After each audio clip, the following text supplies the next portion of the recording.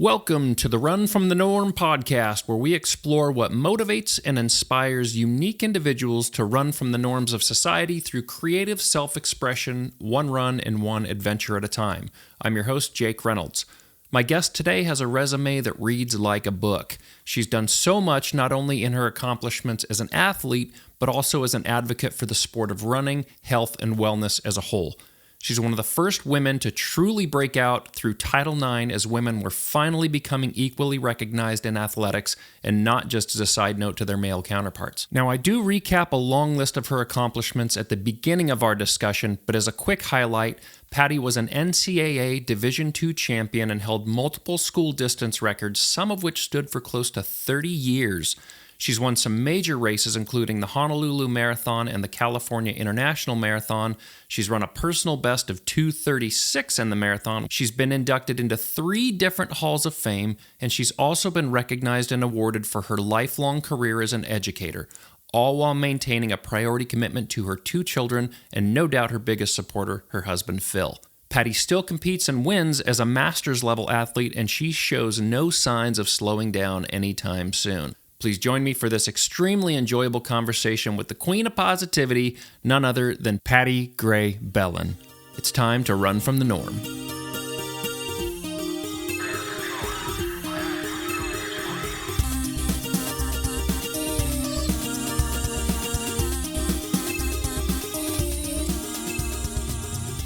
Okay, today we have on the podcast here Patti Gray-Bellan. Patti, thank you so much for joining me today. Thanks for having me. Absolutely. Patti, you've got a pretty storied career, and I just wanted to go through some of the highlights you had shared with me. You've won NCAA titles in the 3,000, 5,000, and 10,000 meters. You were a multi-time All-American, and you held school records in the 1,500, 3,000, 5,000, and 10,000 meters. Yeah, I think I held most of those school records for about 30 years. Except for the 1,500. I no longer hold those records, but I did hold them for a long time. Longer than I ever anticipated. Which is absolutely amazing.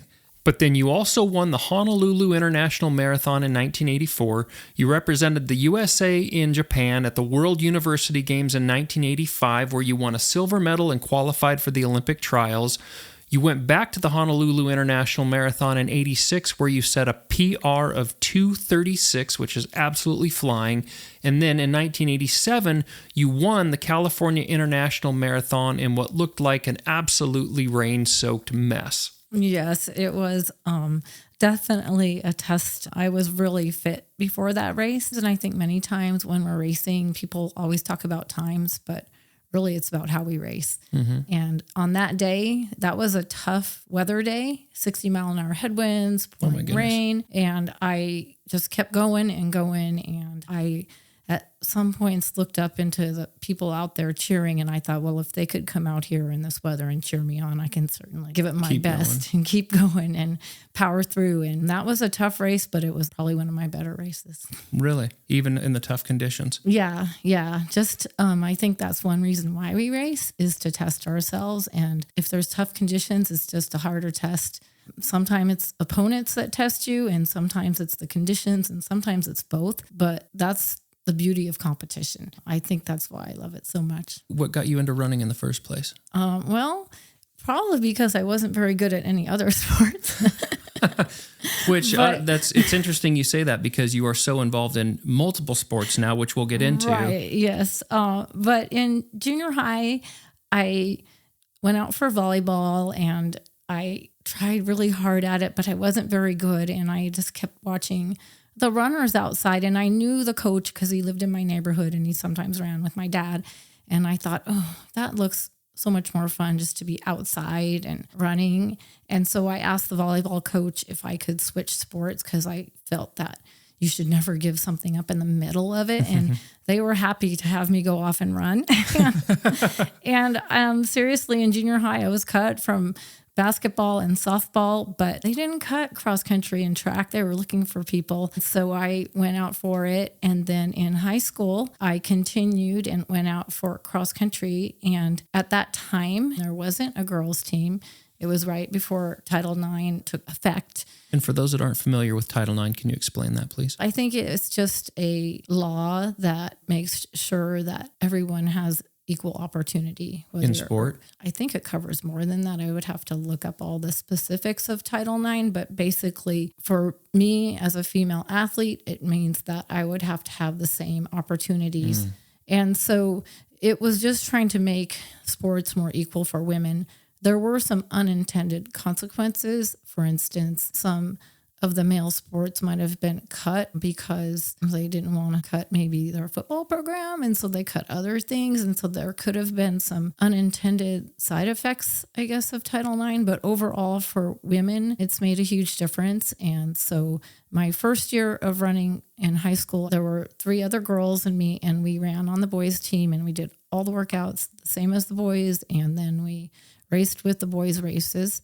How was that experience? Did they treat you equally, or was it my it teammates difficult? were great, but any female can attest to this. But when you try to pass a guy, they always try a little harder. They don't take it too well. No one likes to get girled. But the guys were always supportive. I've run with so many different people over the years, amazing teammates from junior high to high school, college, and beyond with my Aggie running club, and here in Boise with everybody, and everyone has treated me well, all the guys and all the women. So I can't make any complaints about that, but it was interesting. Then the next year they put in a female team. And this would be your junior year? My then? sophomore year in high school. And so really we still trained with the guys and we had the same coach and all that stuff.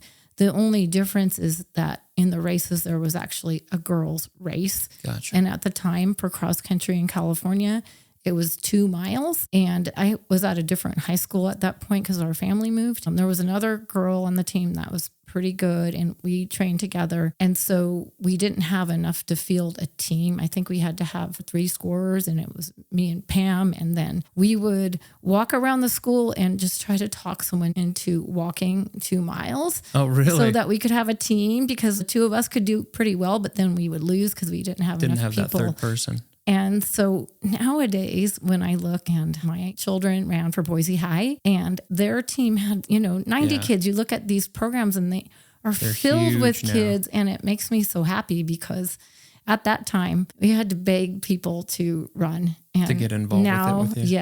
Yes. And so it's grown so much, and it makes me really happy to see that.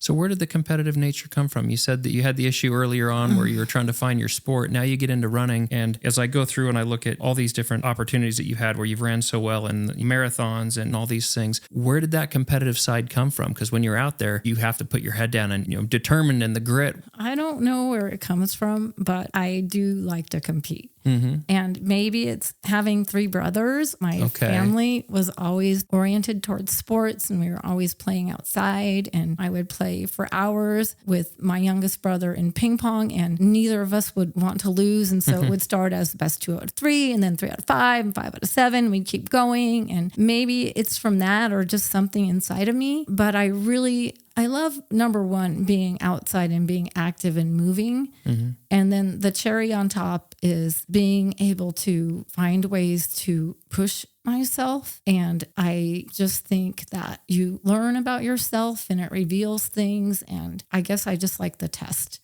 to see how far I can go. And for me, it takes other people. I know some people can go off on their own and do their own workout. And I do love running alone. I love that. There's a certain meditative quality of that. But for me, and maybe it's a weakness, if I really want to run hard, I've always had to run with others. You need that competitive because it pushes you a little bit more. I need someone to push me, and I need someone to push. Mm-hmm. And I love it. I love that feeling of when you're stride for stride with someone, whether it's in a workout or in a race, and how you can just sort of get moving together and find out just how far you can go. And in every single race, there will be a point or a few points where the fatigue is there and it's real.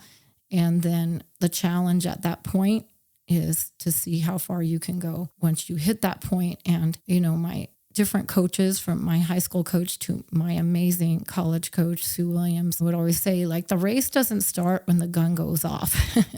The race starts when that pain sets in. And that's when we're really starting to race. And so I guess I just like exploring that. And seeing how far you can push yourself. Yes.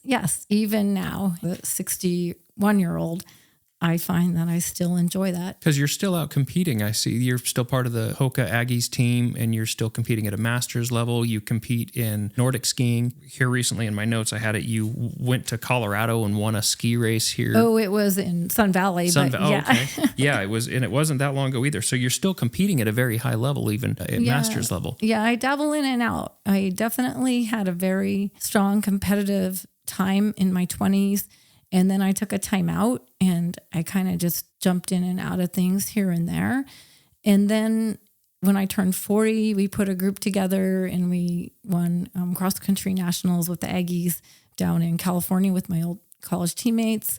And then just now, as I've been entering like my late 50s and 60s, I've been getting back into it. And I tell you, it is the icing on the cake. I am at this point in my life loving to compete, but what I love more and what is most important is being active and being able to move and to be healthy. And I truly feel like I'm training for my older years. And if the training for competition starts to get into a situation where maybe I'm, becoming injured, I'll always pull back to make sure I'm saving myself to be able to run for as many years as possible or be as active as I can for as long as I can, because truly it's being out on the trails with my friends like you and our Saturday group. Yeah. And being up in the morning with my dear friends that I run with every Monday, Wednesday, or Friday at 5:30 in the morning, and having those friendships and being able to do that. And my dream is to be able to continue to do things with my family. I love going on long hikes with my son and doing things like that with my daughter, and my husband and I do a lot of adventures. So being able to stay healthy and active for this part of my life is really my main focus. But if I can slip in and do a few competitions, icing on the cake. It's icing on the cake. Yes. That's awesome. I did see that. I was doing a little Facebook stalking to kind of look back through, and I saw just a ton of outdoor pictures of you and your family, a lot of hikes, some summits. Were your kids early on, were they interested in the outdoors as well, seeing you and your husband so actively involved? Or is this something that maybe later in the years they're getting interested in? We just started taking them camping when they were little, and they always like to be outside. And, of course, when they're little, you're getting them to go down the trail with some trail mix and gummy bears and whatnot, it takes. Carrying them and pushing them. But both of our kids love the outdoors, and they're amazing in terms of what they're doing out there and how much they enjoy it. And it's something we enjoy as a family. But now we're trying to keep up with them. And so it's a new test changed. for you. Yeah. Now they're, getting us, helping us along. My sons help me up a few peaks, and they help us with skiing and climbing and trying to stay up with them now. But it's my dream to continue to be able to do things with them for as long as possible. Oh, I love that. And kind of along that line, you've also been a lifelong educator and very involved in the health and wellness space. That's correct. Can you speak a little about that? Yes. I have been so fortunate to have had a long career as an educator. And I will tell you, I have two influences that got me into that. One is my mom, who is no longer with us, but she was a teacher. And then my college coach, Sue Williams, who is amazing, was my mentor and still is. And I saw the impact that she had on us. And so many of us from the team ended up getting into coaching and teaching, and to pass that on. And also really when I think about my Aggie teammates, my Hoka Aggie teammates, going from way back, so many of those people that are masters in running are also coaches. So I feel like we gain so much through the sport that helped us in our lives that we want to give it back. And I believe that's why I chose the path of being a PE teacher and health teacher, is because, one, I love to move, but I also want to help others fall in love with movement as well, and having a healthy, active life. I can't tell you how lucky I am to have had the 19 years at River Glen Junior High School, coaching and teaching there with some amazing people. I know junior high kids sometimes get a bad rap, but man, I love teenagers. And I think that's a great age. They're still young enough to be impressionable, but they're not old enough to where they don't want anything to do with you yet. I know. And teenagers are amazing. Yeah. And I wish that our society would give them more credit because they are incredibly smart, intelligent now, intelligent, inquisitive, and there was never a dull day. So I did teach at River Glen for 19 years with the Boise School District. And then about 6-7 years ago, I stepped into a different position with our district, and I'm on the instructional support team now. So that's very gratifying. Because, and what do you do in that role? Well, I have a few jobs in that role. One of them is I help support our AVID system in our Boise School District, which is an amazing system that's really aimed at helping all students achieve their college and career dreams. And we're really targeting those middle kids in our AVID elective. And I taught that and I support that elective class now. And so they're learning skills that they will need to do well and thrive in the college environment. And that's not specific to a single school. It's in all of our secondaries, so all 13 of our secondaries. Wow, and okay. So one part of that AVID elective is something called a tutorial. And in that tutorial, the students are learning in a Socratic method how to help each other with their problems or things they don't understand. And we have tutors that facilitate that process. And one of my jobs is to hire and train and manage all of those tutors that go into our 13 secondary sites that are supporting our students. So that's really cool. It's fun to see those kids go on to college and do really well. And so you're not just working with the kids, you're training the trainers as well. Yes. That's awesome. And supporting the teachers. So that's one role I have. And then the other role is another super fun role is I help coordinate our induction program for the Boise School District. So for example, this year we hired 135 new staff. About 45 of those were new to profession. The rest were new to our district. And so I help put on a monthly class to support those teachers and also certified staff, because some of those are nurses and counselors and so forth. And then I support their mentors. So they all have mentors in their building. And then if any of those people or any teacher in the district would like me to come into their classroom, I'm available to come in and coach. And I'm a teacher, so I'm not an administrator, so I don't review them. I just support them. And you know what they're actually dealing with from being in the classroom and the direct interaction with the kids as well. Yeah, and so anything that I can do to help our teachers, because it's a tough job and it's all about our kids. Yeah. And I really want to do anything I can to help support our kids in our world, because I think you and I kind of talked, like there's a lot of people going through really tough times right now with the mental issues on the forefront. And I've worked many years with mental and emotional and social health as a health teacher. Yeah, it's hard to put into words just how impactful sport and getting outside and spending time in nature, moving your body, the impact that it has on your mental health and well-being. And we discuss that yesterday on our run a little bit. You know, it's so true. And I was thinking about this a lot a few months ago, in that we separate so many things so that we can talk about them.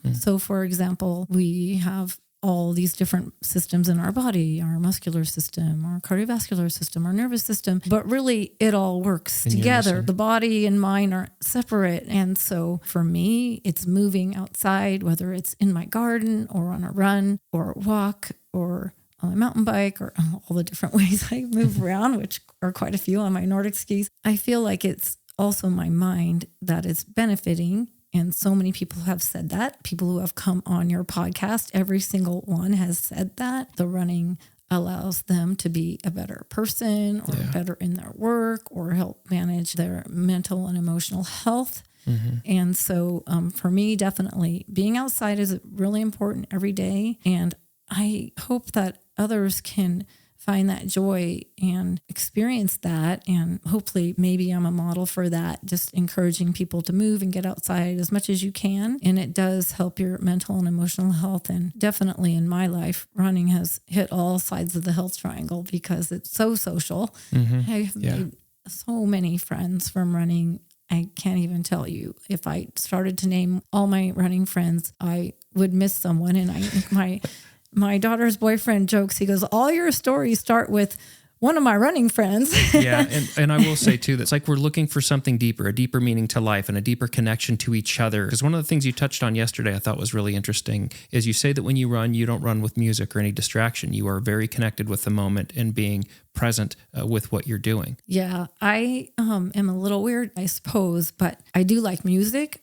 And I often have a song running through my head if I'm on a run, or sometimes in a race, one will just pop in and that becomes my that's your theme song for that race. And they're often not planned. They just sort of pop in. But does it get stuck on repeat for you? Totally. I get one line of a song and I just can't get it over and over the whole darn race. Yeah. But I like to listen to the birds. I'm really lucky that I live near a huge trail system. And so like this morning I was out and red-winged blackbirds are out, and I like to hear the birds. I also just like to hear what's around me. A lot of times I'm running with people. Like I said, Monday, Wednesday, Friday, I meet my friends early for a run and I talk, and they can all tell you that I talk a lot.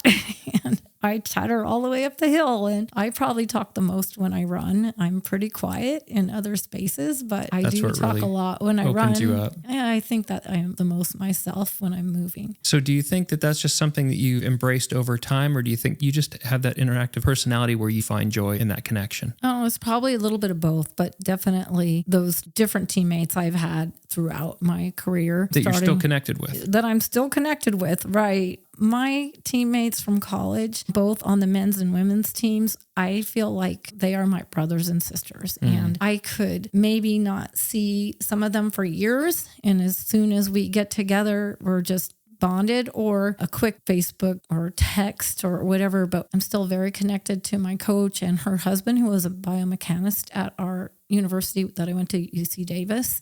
And they're like family to me and her kids. I just am really lucky that way. And then here in Boise, I've just found so many great people to run with. And it really is an amazing community. And one here. of the people in our little running group, he was an NCAA athlete himself and coached in the collegiate level. And he writes all our workouts for us, Read Harder. And so I continue to just have these great people around me all the time that we help each other. And as my running friend Richard Christensen says, I run pretty much every Monday, Wednesday, Friday with a guy named Richard and a guy named Sean, and they'll run any workout that I ask them to do to help me get ready for some of these crazy things I decide I'm going to do. And they just say, we're getting slow more slowly. That's kind of our motto. I think we need a t-shirt. We're definitely slower than we used to be, but we're still faster than most people in their 60s. That's another enjoyment, which actually we'll shift gears there a little bit because I want to ask you about training. What your training was like back when you were competing in college. Obviously it's changed now, but when you were competing at that high level, what would a week look like for you? What was your training volume? What kind of workouts were you doing? Well, obviously it scaffolded over the years, but I think at my highest years to compete at that level, my volume was probably minimum 70, 80, 90, and I ran a few 100-mile weeks in there. And also throughout all that, lifting weights several times a week, doing lots of drills, stretching. I did pick up some swimming in there to help with injury prevention. But yeah, pretty big mileage. Typically at that collegiate level at that time, our workout structure was Monday, Wednesday were our harder workouts, kind of interval stuff. And then Tuesday, Thursday were longer, easier. Fridays usually was just a race warm-up because we often raced on Saturdays. Whether it was cross country in the fall or track in the spring. And so that was like the easy race warm-up day, Saturday race. For me, that often meant several races because I was using a lot of, I was often using a lot of the races, the weekly races to train for the eventual goal of nationals. So I trained through a lot of those and just bumped into a bunch of races. Saturday night was usually wild dancing at someone's house that we would get together with, on the team, and we would put Celebrate on some the music and we danced for hours like maniacs. I don't even know how this happened. Oh, that's awesome. And then we would get up and standard run from the gym at UC Davis, Hickey Gym. We'd meet at 9 a.m. That was when I actually ran a lot with the guys on the team, and they were just my brothers. And we would run probably 10 to 15 miles long, slow Sunday run, and then come back again on Monday for a hard workout. So that was pretty much my training for a long time. After college, I continued to compete. I ran for Adidas and then a little bit for ASICS. And then I found my way to the Aggie Running Club, even though I'd always been associated with them in my college days, because that's where they started. I ended up there, and then I met my husband, and then I kind of took a time off from running. I had some injuries and I just needed to heal. So we ended up getting married and having some kids and pushing the baby jogger and life went a doing different direction, those kinds of things for a long time. So on the injury side of things, you're competing at that level. You're pushing your body to these extents. What were injuries like for you? Did you have a lot of injuries? Were you able to stay healthy most of the time? No, I was really, and I have been all my life very lucky to be a healthy runner. Knock on wood, I've never had a stress fracture or any really big injuries, but I did have one, and I think I shared with you yesterday, that was devastating. What, probably 10 like days before Olympic trials? Yeah. So in 1984, it was a very historic time. I feel so privileged. I was on the receiving end of people who did a lot of work to get women sports, like I said, the Title IX, and get women's sports moving. So I'm going to back up here a little bit, and then I'll lead up to your injury question. I told you in my freshman year of high school, I ran on the boys team, and then we had girls cross country, and there was already girls track. But when I went to college, my first year at UC Davis, we were a Division III school, and at that time, the governing body for women's sport was called the AIAW. So they were the governing body for collegiate sports, and the NCAA was the governing body for male sports. Okay. They had their separate governing bodies. Interesting. Yes. And so my sophomore year, the NCAA decided that they were going to take women and men, like they were going to bring women in. Okay. So think about that when you're watching March Madness. And the women are just killing it out there, right? But until that time, we weren't in the NCAA. And so my freshman year was the last year that the AIAW was going to be around. And so I ran in the last AIAW national championships as a Division III, and I got second place there, which was like a big shock, because in high school I was an okay runner, but I never went to state. I never went to any big championships. I wasn't recruited. I walked on at UC Davis. What flipped the switch there then? I just think it was timing and desire and great coaching and great teammates and all coming together. And I improved dramatically. And then my sophomore year, we came under the NCAA for the first time, and then I qualified for nationals in the 3 and the 5 as a sophomore. And so my coach said, well, you're young. Why don't we just do them both for experience? And then as you get older, you can hone in on one event. And so you'll double at nationals, which is actually a lot because you have to do trials and heats and stuff oftentimes. So I said, okay, whatever you want, we'll do it. And so I ended up, they didn't have to have heats. So there was this one 5,000, one 3,000, and I ended up winning both of those. Oh, wow. I didn't run track myself. Yeah. I would assume the strategy for these different distances is quite a bit different, or do you go into it with kind of the same thing? Well, the 3 and the 5 have very similar strategies, but when you're getting down to like 8, 15 sprints, it's very different. But for me, I think the 3,000 was the first event, and I definitely wasn't picked to win. My seed time was way down at the bottom, but I had been racing well, and my coach had just had a baby. And so before the race, she actually asked me to mentally rehearse the race with her. And she's sitting there nursing her baby under a tree, and I'm have my eyes closed, and I'm telling her how the race is going to go down. Interesting. And she made me tell her the whole race. I will tell you that visualization was harder for me than the actual race. Really? And I got out onto that starting line, and I was so nervous, and everybody's being introduced, and they have all these credentials and blah, blah, blah. But luckily it was actually in Sacramento. And so a lot of the people in the stands and even volunteering were people I knew. And I had been racing a gal from Sac State all year, and we'd been knocking each other, just competing. Like I said, like I love it, like really pushing each other. And she was in the field. And so the race started out, and typically I would just go to the back because most people go out way too fast. So I just like go to the back and wait and then start moving up. And so that's what I did. And see how things start to play out. Yeah, just stay on my pace and let other people knock themselves out. And then eventually like just start moving up. But really I'm probably just staying on my pace, and other people are tiring out. Is everybody running clean, or is there a lot of elbows in there? You definitely have to keep your space, but there's no like intentional throwing of elbows. I think in the 8 and the 15, it's a little more crazy, but you definitely have to look for your holes and be careful. So that race came down to like, okay, a few of us are separating, and then I'm thinking it's me and my friend Mary Ann from Sac State, and we've been competing all year against each other, and we've been improving together all year. And I feel there's someone next to me, and we're running stride for stride, like I told you that I love. I thought the whole time it was Mary Ann. Well, it turned out in the last 600, I start going, start picking it up, and I'm thinking, okay, now we're last 200, time to really go down, another notch. And I'm thinking it's Mary Ann, but it was a gal from South Dakota State. And the two of us sprinted down that home stretch, and it was just every step, find another gear. Okay, just find another deep gear. In the well. Find another gear, another gear, another gear. And then finally I crossed just a hair ahead of her, and I bested my time by, I don't know, like 40 seconds. And, holy smokes. And of course it was an NCAA record because it was the first time. It still counts. Yeah, right. And then it was just a magical moment and probably one of the best races I ever ran. But the next night I was supposed to run the 5. So after that victory, went home, ate dinner. My coach told me to go out and shake out run in the morning. I did. I was really sore. And I get back to the stadium, and our long jumper had just won the long jump, Terry Serrano. Wow. She came back off of a severe injury, and she did her personal best by a long shot and won the long jump. And that just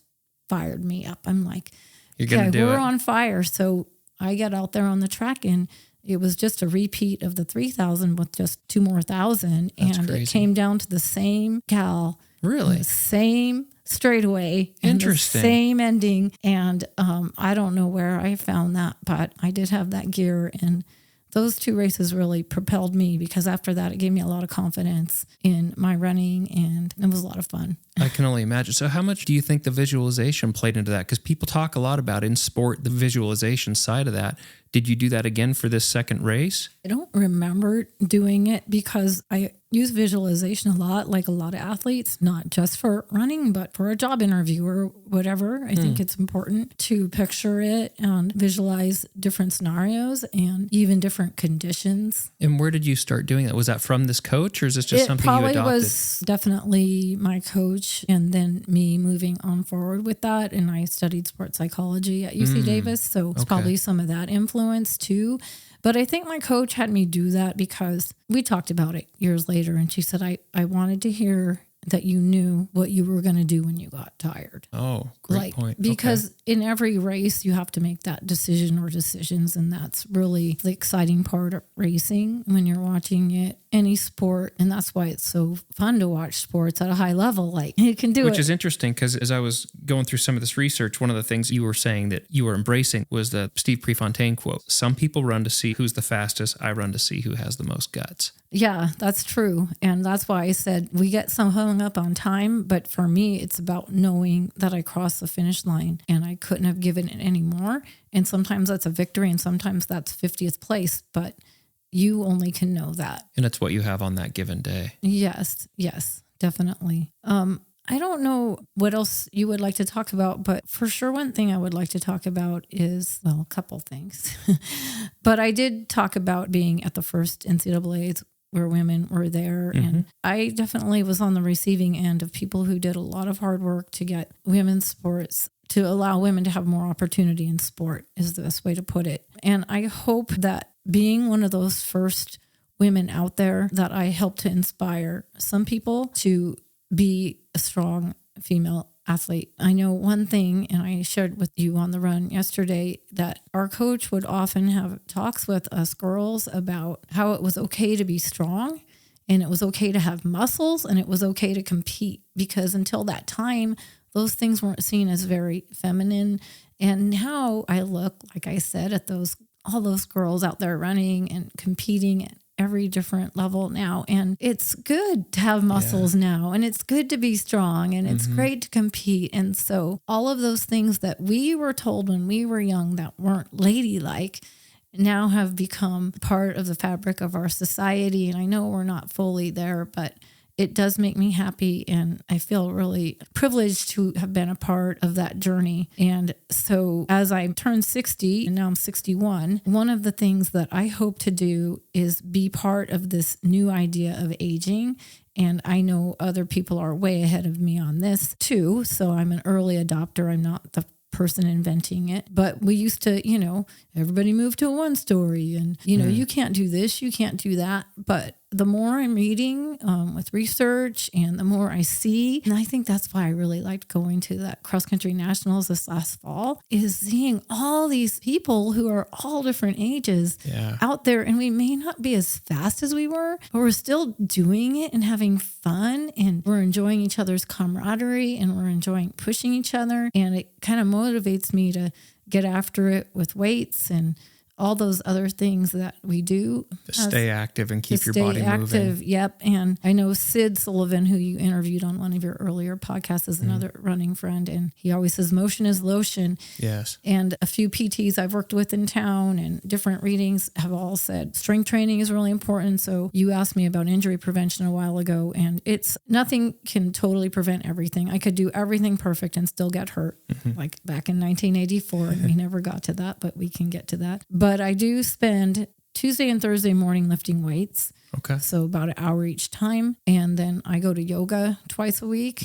So then there's more strength and flexibility. And then after every run, I do 30-30. So 30 crunches, 30 push-ups. Oh, wow. Okay. And then I'm always working on that. I probably at this point in my life spend as many minutes on strength and flexibility as I do on actual running. Interesting. And then I do the Nordic skiing in the winter because I think that really helps me to stay off my running body a little bit and reduce the impact. And also I meet new people, a whole new crowd of awesome people. And I love winter now because I'm outside and in the snow, and instead of dreading it, I'm excited about it. So it serves a few purposes. So all of those things help us stay stronger. So I'm just really excited to be in this movement that we're having now, where it's great to be aging and be active and to see how far we can go with this. Yeah. And I definitely want to inspire more people, but especially more women to awesome. Get out there and keep doing whatever you can do. Doesn't matter what size you are or what your background has been, but just get out there and do what you can and find some people to do that with, because it'll make it a lot more fun. It sounds like that's a huge key to your success, was those relationships that you and I do have a quote that I love. Please. It's one of my favorite quotes. I don't know, Emil Zatopek. I would have to look up his whole pedigree of running because I'm just not very good. He's insane. Yeah, he's from the way back days. But one of his quotes is one of my favorites. But he said, "Great is the victory, but the friendship of all is greater." And I really think that's true with my running. Like I said to you yesterday on our run, it may seem to the outsider that running is a solitary sport, and definitely love going out on a run by myself and that sort of meditative place that you can be on a solitary run is magic. But it does take a village to, in my case, and probably most people's, compete at the levels that I enjoyed for many years. It takes your family. My family was super supportive of me. My dad told me one time, he goes, "I don't know a lot about running, but I think you need good shoes." And at the time, I have really small feet, so it's really hard for me to find shoes now. And so he took me across the bay to the first ever running store back in the 70s. It was the Runner's World running store in Palo Alto, and he bought me my first pair of spikes, and I still have them. They were Sprinter spikes, but that was all they had, so I ran in Sprinter spikes. Yeah, and I still have them. They're leather. They smell good. Well used. Yeah. And then 3 brothers always supporting me, and my mom always believing in me. And of course now my husband and my kids, great support and a lot of fun, and then just so many friends and teammates along the way. So that's awesome. I was actually reading something not long ago, and they were talking about the highest growth rate in running right now is 50 and up. Oh. And I think it's to your point, like part of the reason why I started this podcast is I realized that I was lacking that connection and I was lacking that interaction with people. And I think that's kind of a common theme to where now is 40s, 50s, and getting up into 60s. It seems that people are rediscovering the importance of those connections. And it's getting out and doing the thing, but it's doing it with other like-minded people to help, I think, keep you excited, keep you motivated, and keep you healthy. Yeah, for sure. One thing I did want to ask you is you'd mentioned your husband and the support of your family. Can you talk a little bit about where did you and your husband meet? And I think you mentioned he was a runner as well. Yeah, so my husband, Phil Bellan, he grew up in Mill Valley, which is in the middle of the Redwoods, north of San Francisco. And running there is incredible. It's beautiful. There's a famous race there called the Dipsy Race. Oh, and yeah. that was one that his family was very involved in, like his dad and his sisters. And so, and he actually was living on the Dipsy Steps when I met him.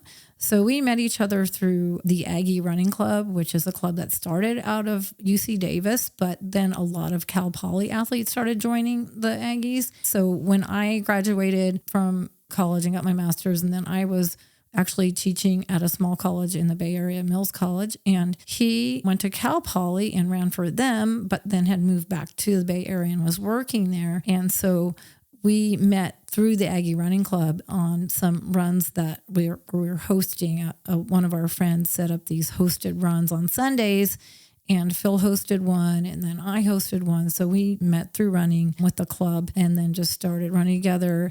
And I really always enjoyed running with Phil. Unfortunately, he's had arthritis all his life. Oh. And so even though he was a top collegiate athlete and winner of a Dipsy race, he just has this arthritis that will come up and flare up for him. So he always has to keep it on watch. And you would never know that because he's so active, like he's skiing right now and he climbs 2 days a week and he's on his mountain bike all the time. But unfortunately, we can't run together anymore. But that's okay because he knows how much I love it and he supports me in it and he understands it. And I know how much he loves some of these other things that I might not love quite as much, like rock climbing. I mean, I do it, but I don't. It's not your favorite. It's not my love, but I know he loves it. So I totally support him in it. So we definitely support each other in our adventures and we enjoy being outside. And we also enjoy those different friends we've made along the way. Which is cool because I think then it gives you a little bit of time with your friends and your interactions and you can kind of get lost in that side of things. And then as you come together, as I was saying earlier, I saw all the pictures of all the outdoors adventures that you do and all the hiking and the backpacking. And yeah, so there's no shortage of outdoor adventures together. No, actually, that's our problem is just not enough time to do all the things we love. Right? There never seems to be. Yeah. I did want to touch on, you were inducted into the UC Davis Hall of Fame back in 91. Correct. And then also inducted into the Tri-Valley Sports Hall of Fame in 1995. Yes, it's interesting. I was inducted into the Hall of Fame in my hometown in the same area where they cut me from all those sports when I was a kid. But so that what is that like? It's just kind of like a message out there to kids, like don't give up. And it's okay if you have disappointments in life. And I think that's one thing that sports and its best teach people. And I think that's why so many of us became coaches and teachers is because you learn so much because you're going to have failures and you're going to have times that don't work out. And that's okay. It's okay to not make the team. And, you're going to find something else. It's okay to have a loss. It's okay to have big disappointments because you will learn from them and you will grow from them and they're going to hurt at the time and it's not going to be fun, but it's okay. Just learn from it and keep yourself moving forward. Yeah. I can't think, you asked me earlier about injury. In 1984, I was set to run in the first Olympic trials where women would be running. And to me, I felt like it was just a story meant to be. Here I ran in the first NCAAs and had success, and I'm going to be running in the Olympic trials, first time for women. I have never trained better mentally and physically. I'm totally ready for this. And 10 days before, I come up with an injury, kind of like along my back hip bone, with my medial gluteus and some of that area pulling, some muscles. I don't know what happened, but it took me out of that experience. And I was devastated because I trained and worked so hard to try to And you felt you were just in top shape and ready to go and everything. And I did come back 4 years later and go to the next Olympic trials, but I just wasn't mentally and physically as fit. It was right after that Calendar International win, so I was fit, but it just wasn't coming together right. And I didn't have a good race there. And I feel like I was probably getting to that burnt out point, and that's when I kind of ran for a few more years and then stepped away because I just felt like I wasn't able to fully. Your head just wasn't in that same place. Not in the same place to go way down deep in a race for whatever reason. But, I learned a lot from that. And I hope other people who find themselves in those similar situations, you go for it and you do your very best. And sometimes it doesn't work out, but then you learn and you move on and you take that with you and it just becomes part of your story. Yeah. And it's not the end of the world. I can only imagine if you're competing at that level. I mean, that's kind of your everything at that point. And as things start to shift and change, I can only imagine what you're feeling and what life looks like going forward. Right. At the time, it was completely devastating and I was very depressed, and thank goodness for good family and friends because it was hard. But as we were saying yesterday, running like the way we run is a luxury. Yeah. And I feel every day grateful that I found this sport and I love the outdoors and I found all these different people who love it with me. But in most of the world, people are, thinking about maybe where their next meal is going to come from or where they're going to sleep tonight or if a bomb's going to fall on them. And so in my perspective, or the way I put things in perspective is, running is a luxury and I'm grateful for every step that I can take on this journey. But if something happens like you don't win a race or, or you get injured or you have a bad run, like put in perspective, this is nothing in what we're looking at in our world. Yeah, it really is. And to your point, I think it's all a matter of maintaining perspective. Yes. Yes. One other thing I wanted to touch on here is you were recognized by the New York Times for your role in the Start Strong Healthy Relationships education platform. Can you talk a little bit about that, please? I forgot about that. That was kind of fun because there was an article in the New York Times and I thought, well, I'm in the New York Times for a good thing. That is amazing. That's got to make you feel pretty awesome. Yeah, but really that work was something that I was included in, and it was part of an amazing grant that was awarded to, Idaho Coalition Against Sexual and Domestic Abuse and Violence. It's a organization that was working and I think still working under the umbrella of Engaging Voices in our valley to help develop healthy relationships in teenagers particularly. And so at that time, that was quite a few years ago, they got that grant and then they asked me to sit on the board and help with it. And I was a health teacher in the junior high at the time. And what we were looking at with the research is that if you can look at how the relationships are, if they have healthy relationships, then it tends to be a protective factor against relationship violence, drugs, and all of those things that sort of go together that aren't so healthy for a teenager. And so we were really looking at getting it out there on how to develop healthy relationships, whether they're romantic relationships or just friendships, and what those qualities look like. And so we had a lot of trainings. We hosted parent nights. And so parents and teens could talk over those issues. I think I helped write some curriculum and bring some curriculum in. And then there were just a lot of events around the valley that the group put on, and I was just a small part of that. But where the New York Times came in is where they actually came to my school and followed me around for a day and my teaching, and it was a lot of fun to get to show off the health education that we were doing at that time. And we had a parent night that night, and I think probably the best part of that whole thing, aside from getting to work deeply with everybody in my school to put that on and all the kids and parents and the people from the coalition, was when the reporter left me at the end of the day and she said, I wish my daughter could go to school here. Really? Where she was in New York, health education or anything to the extent of what we were doing. They don't have that support. They didn't have it. So that made me feel pretty good that the reporter, after spending a day with me, wanted to send her child here. Yes, to Boise, awesome. Idaho, and experience what we were doing with our youth and what we continue to do. I know that we still offer a lot of great health education, and we've had some tough issues with our youth in the valley. And so I know we're doubling down on the support that we're providing for parents and for our youth so that they can be connected and hopefully develop into healthy adults. Yeah, that's amazing. One of the things that the more I learn about you that I think is absolutely admirable is you're just doing what you love and you're engaged in these things that you feel purpose in. And you always have a smile on your face and you're always so engaged and you're just such a kind person. And the other side of this story, which is there's this amazing record of all these things that you have done that just absolutely blows my mind. You've accomplished so much. It is absolutely amazing. Well, you make me feel good because I don't really think about it like that. I'm just average little person here, Patti positive, just living my life the best I can. Patti positive, I love that. Yeah, living my life and the best I can. And that's what's so cool. I appreciate that. I've been struck by a quote that Mary Oliver, the nature poet, I read her, and my yoga teacher often will read some of her work at the end of class for us to think about. And I've seen this now on a few t-shirts, and I think in the Naiad movie they used it, but it's, what will you do with this one precious life? And that's another thing I think about as we're aging. What have I done, and what can we do with this one precious life? Absolutely. And so hopefully we can continue going forward. And you still have so much left to do and impact and accomplish. Yes, I definitely in a few years will probably retire, but not retire from life. And then my husband and I hope to travel and adventure, but we also want to give to the world. And so I'm inspired by, again, some of the hosts you've already had on your show, Sid Sullivan and Wayne.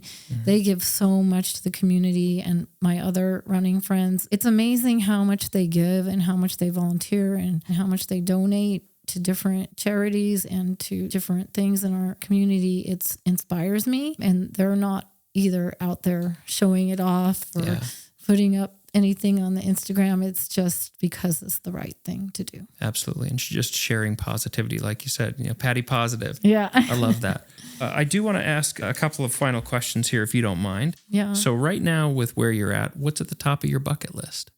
Well, I think we were kind of touched on that. I think I could kind of separate, I guess, into different buckets. But with my work bucket, it's just to continue providing support for amazing teachers and impacting students and kids' lives as much as possible. In the family life bucket, that's like the top thing, and being connected to our children who are amazing, and my husband and our extended family. So lucky to have his family. It's wonderful. And they've always been so great to me, and my own brothers and their families. So the family thing.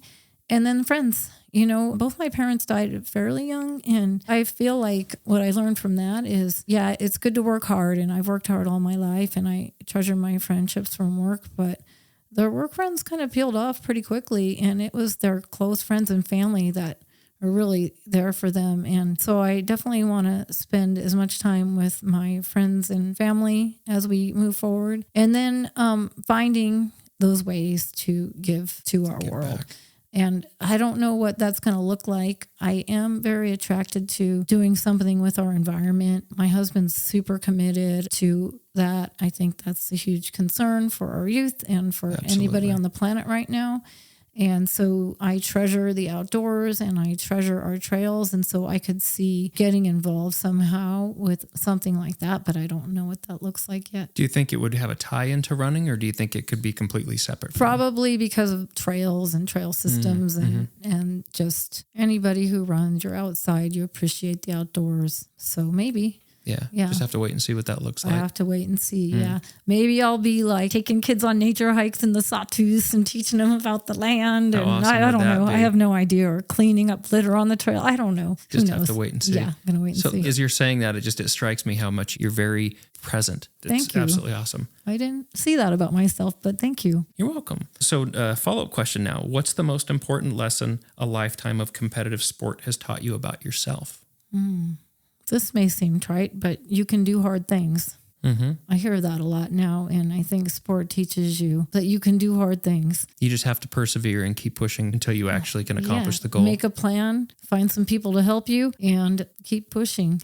Working hard. I like that. It can be absolutely as simple as that. It's just you can do hard things. Yeah, and that you can find joy in simple things. Yeah. Okay, my final question here, this is kind of a long one, but with everything that you've done throughout your entire life with family and sport and education, what's the legacy that you want to leave, and how do you want people to remember you? Oh, legacy. It's a tough question. Yeah, that's really hard.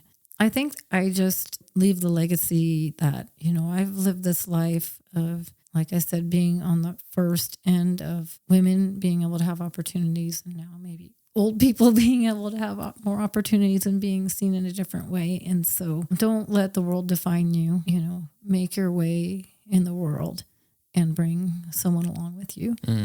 I hope that I also, when my day ends on this earth, that people remember me as someone who cared about them and cared about people and was kind. And I absolutely think that they will, with everything that you've done and what you continue to do and your love of seeing people succeed and helping them find the better sides of themselves to move themselves forward. I have no doubt about that. Thank you. Yeah.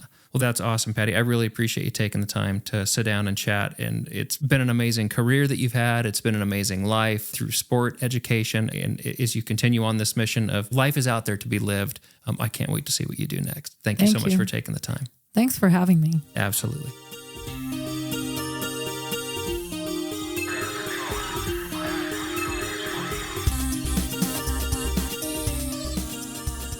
And that's a wrap. I want to again extend a sincere thank you to my friend and guest, Positive Patti Gray-Bellan. And as always, I would also like to extend my sincere appreciation to you for taking the time to listen to this episode of the Run from the Norm podcast. I hope you were entertained, and most of all, I hope you found value in this conversation. I know I did.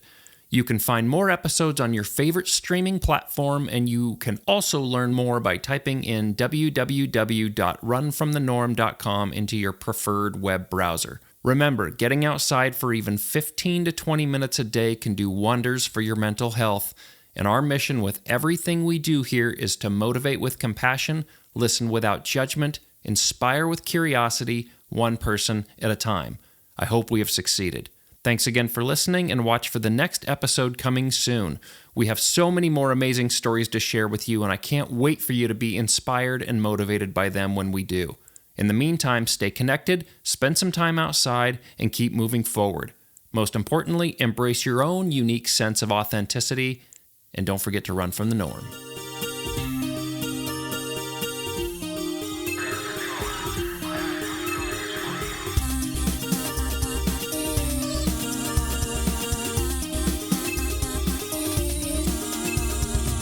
Check that mic, make sure it sound right, boy.